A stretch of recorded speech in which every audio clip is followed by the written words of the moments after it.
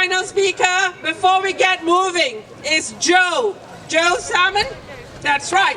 He's our Green parliamentary candidate for Bournemouth East. Many of you will know that. He is bringing the proposal to de-twin Bournemouth from apartheid to the BCP Council as a Green voice for Palestine and peace in Parliament. Joe. Thank you for the kind introduction. So yeah, my name's Joe. I live here in Bournemouth. I've worked in the NHS for the last 8 years and I'm now a councillor for Moordown for the Green Party. I've got 2 daughters, and my youngest daughter on January the 29th, she would have been 6 years old. And on that day in January, there was another girl, same age as her, travelling with her family, with her relatives, trying to find safety. And as they were driving along, they encountered an Israeli tank, fired on their vehicle, killed everyone inside, apart from this girl and her 15-year-old cousin.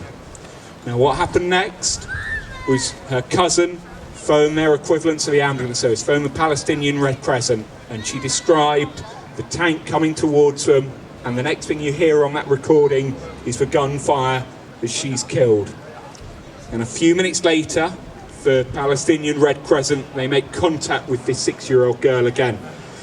And you can hear this recording. Now, I've worked for the ambulance service for a long time. I've listened to some really painful recordings that it's hard to endure, and I can't listen to that one though. So when I listen to my painful phone calls, the worst ones are where something has gone wrong and you know you're listening to somebody who later on the worst possible outcome happened.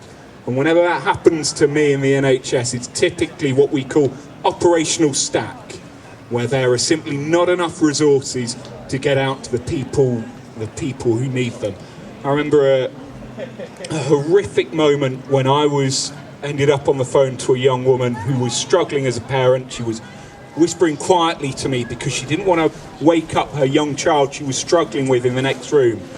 But she was struggling so much, she'd gone into the bathroom with a knife and made a horrible mistake, and she immediately needed our help. And at that moment, I didn't have anything to send out to her. And time changed in that moment for me. I don't know if you've ever experienced it where the seconds feel like hours, but all of a sudden it feels like it's already been hours and it's taken far too long to get help. Now, I can't listen to that phone call because I can't imagine how it would have been for those people. But the reason they were unable to send an ambulance straight away to that 6-year-old girl stuck in a car, trapped with the dead bodies of her relatives, was not because there was no ambulance free. It was because that ambulance couldn't be sent until the Israeli government gave permission. And on that phone call was not just the young girl and the ambulance operator, it was also the girl's mother who'd been called in. And I can't listen to that phone call because I know how that phone call ends. And that phone call ends with the girl saying she's bleeding from her mouth. And the operator says, well, look, take your dress, wipe the blood away. Let's see how bad the bleeding is. And the little girl goes, no, she doesn't want to do that because she doesn't want to get her dress dirty. She doesn't want to upset her mother. And at that point, I can't help but think how that mirrors how I can imagine my 6-year-old daughter acting. And how as a parent you would feel almost relief that your child can't process the horror of what's going on around her and is still worried about getting her dress dirty, but also the absolute terror you would be feeling that she is in that situation. And so our mother, and I've said it again, I've said it many times, I'm amazed at the strength of the Palestinian people. Her mother on the other end of the phone tells her not to worry, that when she sees her, she will take her dress and she will clean it and she doesn't need to worry. Now that is the last exchange between that parent and that child. I don't know how we rest with such horrors going on. The ambulance was dispatched 3 hours later when they finally got permission, and when it approached the vehicle, the Israeli tank that was there fired on the ambulance, killed the 2 ambulance crew in there. How do we rest with such horror taking place? How do we rest knowing that that family were fleeing from their home, fleeing from safety, as a result of munitions that are made in this country, as a result of the political cover provided by our political class. It is disgusting. It makes me livid. I do not know how we can sleep, how we can rest. Now, I would say one thing. That was a horrific atrocity. But I recognise that none of us here feel that that atrocity can be used to justify further atrocities.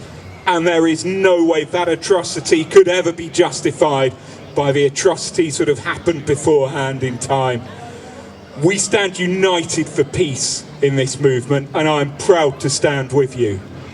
I am proud that this is a fight that we can win if we stand united. We are told again and again there is no hope. That on Thursday, when we vote for our politicians, we must choose the lesser of two evils because we have to fear the greater evil. And actually, we are united in our hope. We will not be cowed by that fear. And that is why we are in for a seismic shock on Thursday, when we will see hundreds of Green MPs return to Parliament as a voice for the people and as a voice for Palestine. Solidarity. Free, free! Palestine! Free, free! Palestine! Free, free! Palestine! From the river to the sea! Palestine! Free! From the river to the sea! Palestine! Free! Free, free! Palestine! Free, free! Palestine! Solidarity. We will win!